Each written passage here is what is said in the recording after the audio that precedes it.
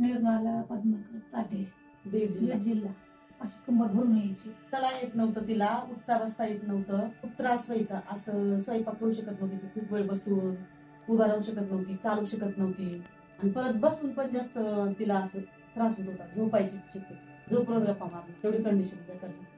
आणि आता पहिलं एवढं काम केलेलं, या 5 वर्षात तिने कसलंच काम नाही केलं. आम्ही मग ठरवलं की ऑपरेशन करावं म्हणून.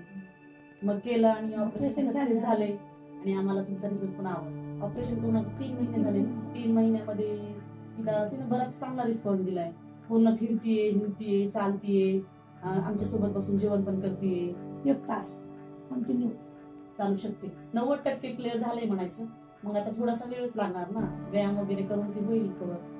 बाहेरचे म्हणायचे हो भीती घालायची तशी त्याच्यामुळे.